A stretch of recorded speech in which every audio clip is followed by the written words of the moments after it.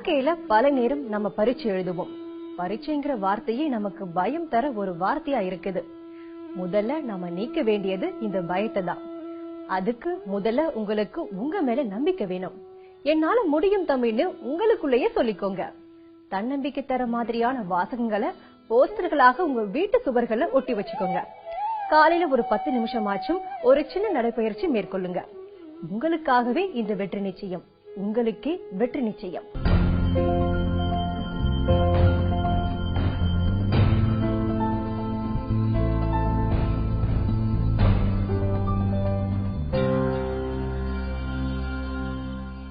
எனக்கு வேதியியல்ல அணு மூலக்கூறுல மேக்ஸ்லாம் வருது.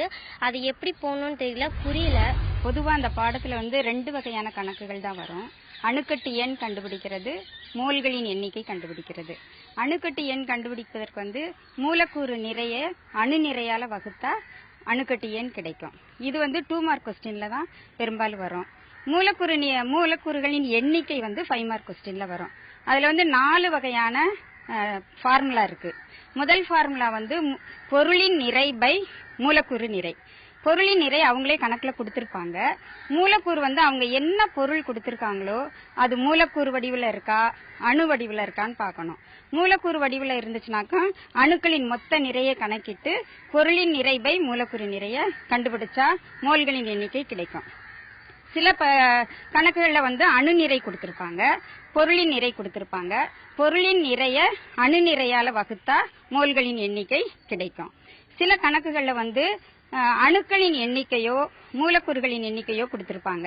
அதை அவகேட்ரோ எண்ணால வகுத்தோம்னா மோல்களின் எண்ணிக்கை கிடைக்கும். இப்ப ஒரு பொருள் சப்ஸ்டன்ஸ், இப்ப சோடியம் கார்பனேட்னு வச்சுக்கோங்களேன், அது ஒரு மூலக்கூறு. இத மூலக்கூறின் நிறைய நம்ம எப்படி கணக்கிடணும் அப்படின்னாக்கும், அந்த பொருளில் எத்தனை அணுக்கள் இருக்குதோ அந்த அணுக்களினுடைய நிறைய தனித்தனியா எழுதி மொத்தமா கூட்டினோம்னா மூலக்கூறு நிறை கிடைக்கும்.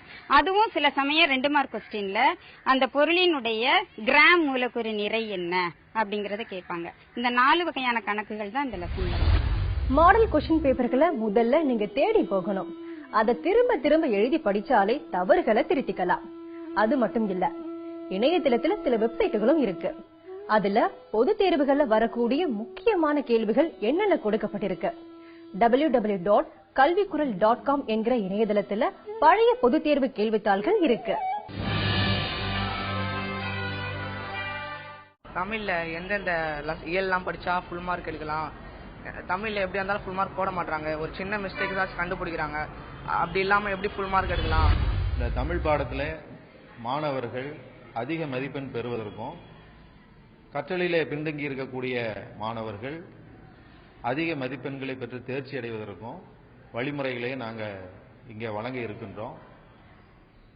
இப்போ அரசாங்கமே கற்றல் கையேடுகளை வெளியிட்டிருக்கிறார்கள். இந்த கற்றல் கையேடுகள் பின்தங்கிய மாணவர்கள் சுமாராக 70 மதிப்பெண்கள் பெறுகின்ற வகையிலே அது தயாரிக்கப்பட்டிருக்கின்றது. இதை மாணவர்கள் முழுமையாக பயன்படுத்திக் கொள்வது நலம் தரும். அடுத்ததாக தமிழ் முதல் தாள்ல முதல் 20 மதிப்பெண்கள் 1 மதிப்பெண் வினாக்களாக இருக்குது. இந்த 20 மதிப்பெண்கள்ல முதல்ல சரியான விடை 6 கேட்கிறாங்க. அதுல முதல் 3 செய்யுள் இருக்கும், அடுத்த 3 உரைநடைகள் இருக்கும். கோடிட்டடா 6 கேட்கிறாங்க. அதுல முதல் 3 உரைநடையில் இருக்கும், அடுத்த 3 செய்யுளிலே இருக்கும். பொறுத்துக முழுவதும் செய்யுள் பகுதியிலிருந்து கேட்பாங்க. அடுத்தது வினாவிற்கேற்ற விடைக்கேற்ற வினா அமைத்தல். இதுவும் 4 மதிப்பெண்கள் கேட்கின்றார்கள். இது முழுவதுமாக உரைநடை பகுதியில் இருக்கும். இப்ப இந்த 20 மதிப்பெண்கள் வினால அரசாங்கம் இன்றைய உத்தரவுப்படி பாடத்தினுடைய புத்தக பின் உள்ள வினாக்கள் இல்லாம உள்ளிருந்து கேட்பதாக சொல்லியிருக்கிறார்கள். அப்ப மாணவர்கள் அங்க புத்தகத்திலேயே அவர்கள் வண்ணத்திலே கொடுத்திருக்கிறார்கள் முக்கியமான பகுதிகளை. அதை அடிக்கோடிட்டு படித்தாலே அதுல இந்த புத்தகத்திலிருந்து உள்ளிருந்து கேட்கக்கூடிய வினாக்களுக்கெல்லாம் நன்றாக விடையளித்து விட முடியும். இதை மாணவர்கள் தொகுத்து வைத்துக் கொண்டு ஒவ்வொரு பாடத்திலும் இப்படிப்பட்டுள்ள கூடுதல் வினாக்களை தொகுத்து வைத்துக் கொண்டு படித்தார்கள் என்றால் அதில் 20க்கு 20 மதிப்பெண்கள் பெறுவதற்கான வாய்ப்புகள் இருக்கின்றது.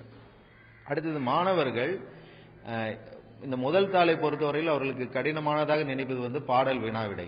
இந்த பாடல் வினாவிடை பகுதி என்பது ஒரு பாடலை மாணவன் நன்கு புரிந்து கொண்டு அதற்கேற்றவாறு விடையளிக்கின்ற முறை. அந்த மாணவன் செயலை முழுமையாக புரிந்து கொள்கின்ற திறனை அளவிடுவதற்காக இது ஏற்படுத்தப்பட்டிருக்கின்றது. அந்த வகையிலே செயல் பகுதியில் இருக்கக்கூடிய எல்லா வினாக்களையும் மாணவர்கள் சொந்தமாகவே வினாக்கள் கேட்டு அதற்கேற்றவாறு விடைகளை எழுதி வைத்துக் கொண்டு படித்தால் இன்னும் நன்றாக இருக்கும். அதாவது வினாக்கள் ஆசிரியர்கள் எப்படி கேட்பார்களோ அதற்கேற்ற வகையிலே தயாரித்துக் கொண்டு மாணவர்கள் படிப்பதும் பலன் தரும். நெடுவினாக்களை பொறுத்தவரையில் முதல் 5 பாடங்களிலிருந்தும் முதல் 5 இயல்களிலிருந்து செயலில் ஒரு வினாவும் அடுத்த 5 இயல்களிலிருந்தும் ஒரு வினாவும் கேட்கப்படும். அதே போலதான் உரைநடையிலும். எனவே மாணவர்கள் முதல் 5 இயல்களில் இருக்கக்கூடிய வினாக்களை நன்றாக தெளிவாக திட்டமிட்டு தயாரித்து படித்துக் கொண்டார்களானால் அவர்களுக்கு எளிமையாக அந்த நெடுவினாக்களை எழுதி தேர்ச்சி பெற முடியும். 2ஆம் தாளை பொறுத்தவரையிலும் முதல் 20 மதிப்பெண்களுக்கான இந்த ஒரு மதிப்பெண் வினாக்கள் மாணவர்களுக்கு முதல் 10 எளிமையாக பாடத்திலிருந்து கேட்கப்படும். இந்த 11லிருந்து 20 வரையில் உள்ள வினா எண்கள் சுருக்கமாக விடையளிக்க மாணவர்கள் மொழி பயிற்சியினை அடிப்படையாக கொண்டு அமைந்திருக்கும். இது மாணவர்கள் திரும்ப திரும்ப எழுதி பார்த்து பல்வேறு உதாரணங்களையும் சான்றுகளையும் வைத்து செய்தால் மட்டும் நன்கு 10க்கு 10 மதிப்பெண்கள் பெற முடியும். எல்லாமே வாழ்க்கையில பிளான் பண்ணி தான் பண்ணணும். சரி, இப்ப என்ன பிளான் கேக்குறீங்களா? காத்திருங்க, சொல்ற ஒரு சிறிய இடைவெளிக்கு பிறகு.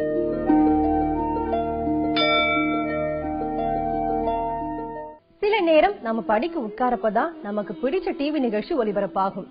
அடுத்த வீட்டு பாண்டுகளை ஜாலியா விளையாடிட்டு இருப்பாங்க. இதை எல்லாமே மனசுல வச்சுக்கிட்டு நாம நம்ம படிக்கிற நேரத்தை பிளான் செஞ்சுக்கலாம். ஒரு பஸ் ஒரு ஊருக்கு கிளம்புதுன்னா அடுத்த ஊரோட கிலோமீட்டர் கணக்க வச்சு அது அடுத்த ஊருக்கு எப்ப போகும்னு ஒரு அட்டவணை போட்டிருப்பாங்க இல்லையா? அதே மாதிரிதான் நம்ம ஸ்டடி டைமும் 7ல இருந்து 8 கணக்கு. நடுவுல 8 மணிக்கு சாப்பாடோட ஒரு டிவி நிகழ்ச்சின்னு வச்சுக்கிட்டா மனசுல எந்த விதமான ஏமாற்றமும் இருக்காது. 5th சாப்டர்ல முக்கோணத்தின் பரப்புல ஃபார்முலா இருக்கு மிஸ். அதை வந்து கொஞ்சம் மனப்பாடம் பண்ண கஷ்டமா இருக்கு மிஸ். அதை ஈஸியா எப்படி மனப்பாடம் பண்றது, மனப்பாடம் பண்ணாம கத்துக்கிறதுங்கிற சொல்லிட்டாங்க. ஒண்ணுமில்ல, இந்த நம்ம முக்கோணத்தின் பரப்பளவை வந்து ஃபார்முலா அப்படின்னு பார்த்தோம்னா இந்த மாதிரி நீளமா இருக்கும். இதை வந்து மனப்பாடம் பண்றது கஷ்டமான இது வந்து ஈஸி மெத்தட்ல நம்ம என்ன செய்யலாம், கத்துக்கலாம். ஒரு முக்கோணம் அப்படின்னு சொன்னா, முக்கோணம் அப்படின்னா எத்தனை பக்கங்கள் இருக்கு முக்கோணத்திற்கு? 3 பக்கங்கள் ஏபிசி. இதுல 3 பக்கங்கள் நம்மளுக்கு இருக்குது. இந்த 3 பக்கத்துல நம்ம என்ன வச்சுக்கிறோம்? First one x1 x2 x3 y1 y2 y3 அப்படின்னு வச்சுக்கிறோம். இப்ப பாரு, x1 கீழே y1 x2 y2 x3 y3 again இங்க உள்ள x1 y1 மறுபடியும் என்ன செய்யறோம், இங்க கொண்டு வந்துடுறோம் x1 y1.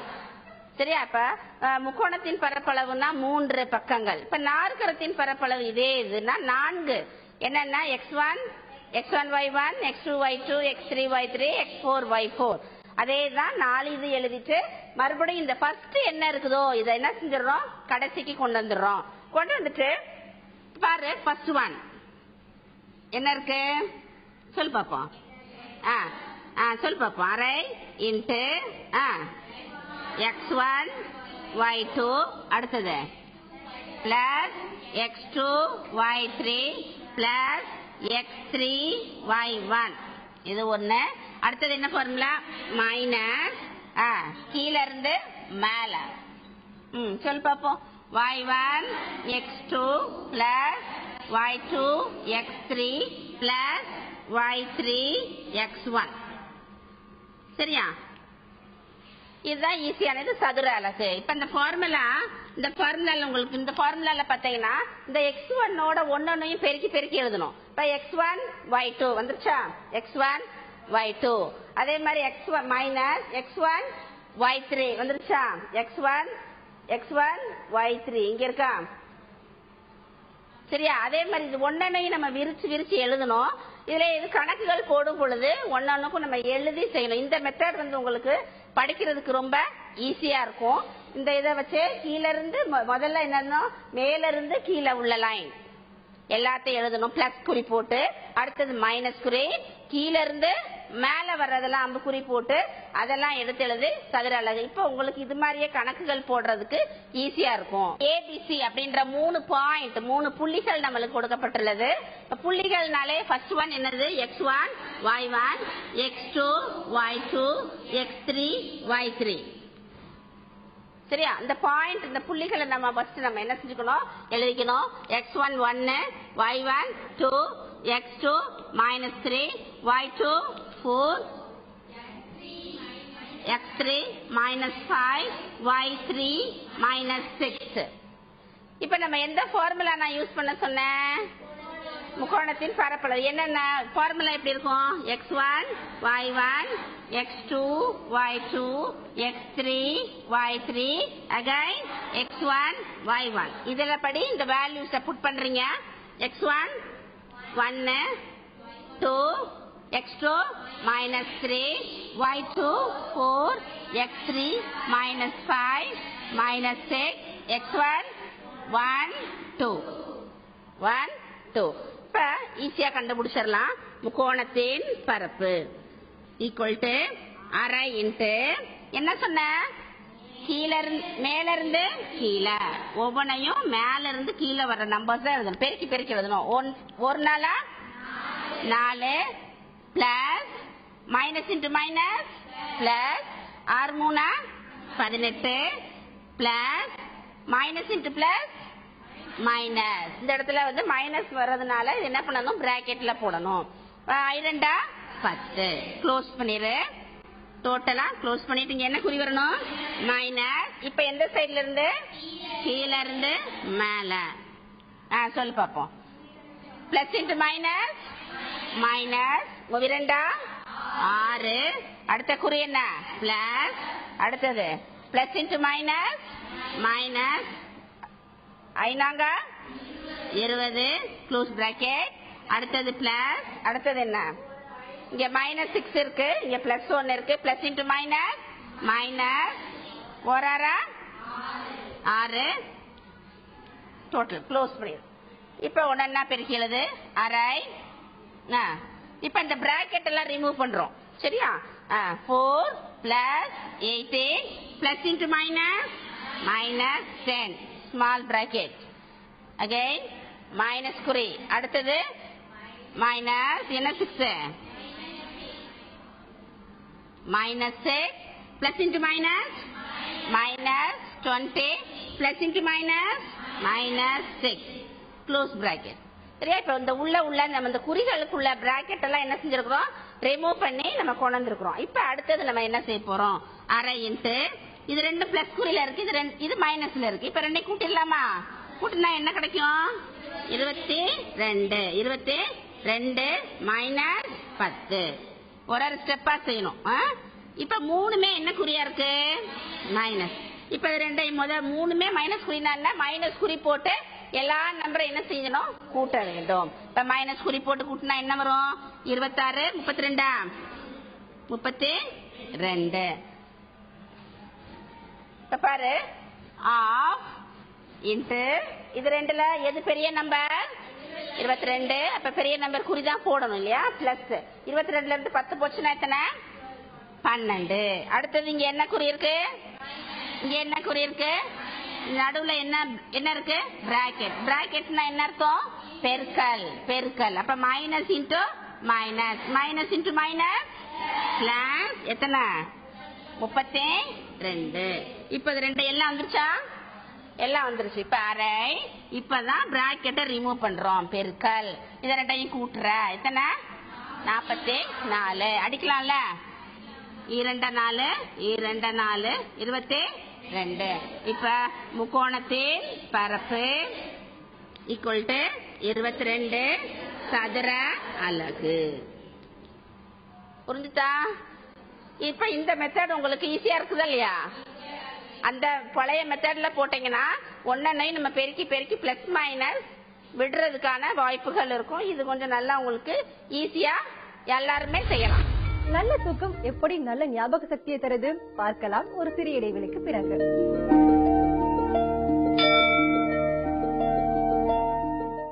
நல்ல தூக்கம் அது ரொம்பவே முக்கியம். நம்மளோட உடல் மூளை எல்லாமே சோர்வாகுது அப்படிங்கறதுக்கான அடையாளம் தான் தூக்கம்.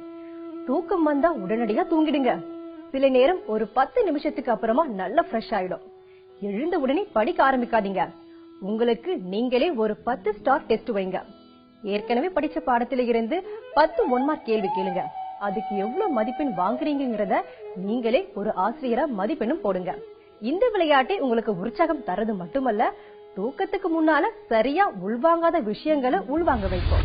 படிப்பு அப்படின்னு சொல்லக்கூடிய தேர்வு சமயங்கள்ல மிக முக்கியமா அப்பா அம்மா இந்த பிள்ளைங்க செய்யக்கூடிய விஷயங்கள், வீட்டுல இருக்கிற புக்ஸ் எல்லாத்தையும் ஒரு நல்ல ஒரு அலமாரியில அழகா அடுக்கி வச்சிருக்கணும்.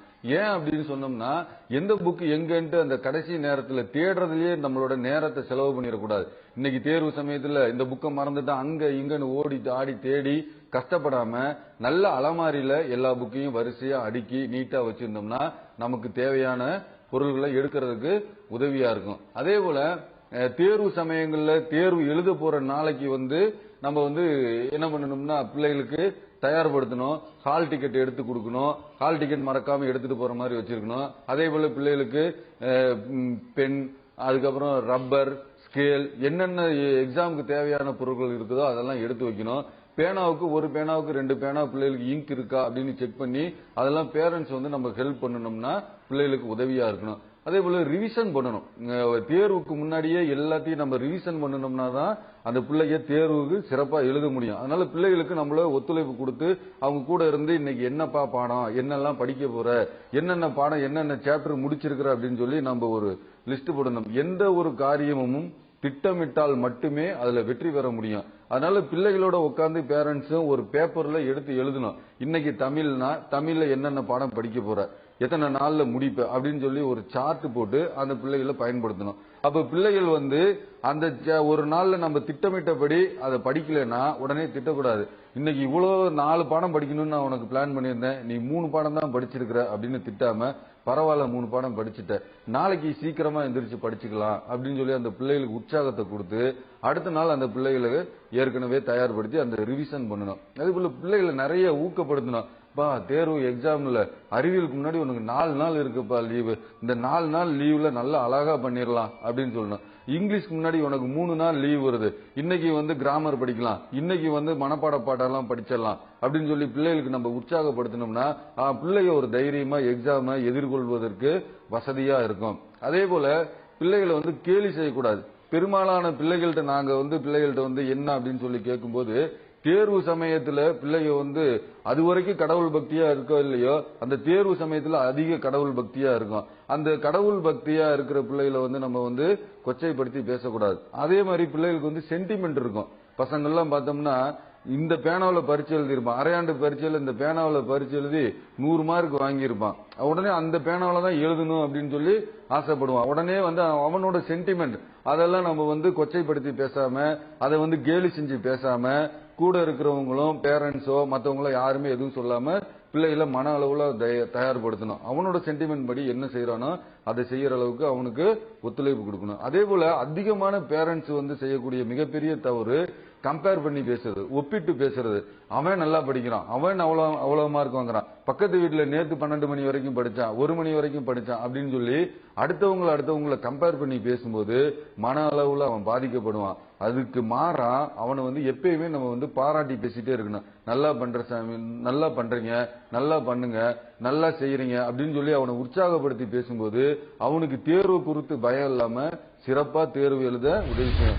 சமூக இணையதளங்களுக்குன்னு நீங்க ஒதுக்கி இருக்கிற அந்த 15 நிமிஷத்துல நீங்க படிக்கிற முறைகளை செல்ஃபிகளை Facebookல போடுங்க. உங்க நண்பர்கள் அவங்க படிக்கிற ஸ்ட்ராட்டஜிஸ பகிர்ந்து கொள்வாங்க. சந்தோஷத்துக்கு சந்தோஷமும் ஆச்சு.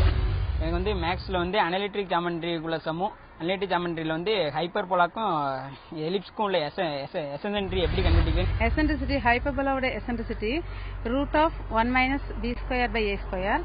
தென் எலிப்ஸோட எசென்ட்ரிசிட்டி √1 + b²/a². இதுக்குள்ள டிஃபரன்ஸ், மெயின் டிஃபரன்ஸ் என்னது அப்படின்னா E > 1 அப்படிங்கிறது எலிப்ஸ், ஹைப்பர்போலாக்கு E < 1. இந்த ரெண்டுமே நம்ம ஐடென்டிஃபை பண்ணிட்டோம் அப்படின்னா இதுக்குள்ள ஃபார்ம்ல நமக்கு ஆட்டோமேட்டிக்கா ஞாபகம் வந்துடும். இது ஈஸியா ஞாபகம் வச்சுக்கலாம். நெக்ஸ்ட் another கொஸ்டின் அப்படின்னா யூலர்ஸ் தியரம் எப்படி புரிஞ்சுக்கலாம் அப்படின்னு கேட்டிருக்காங்க.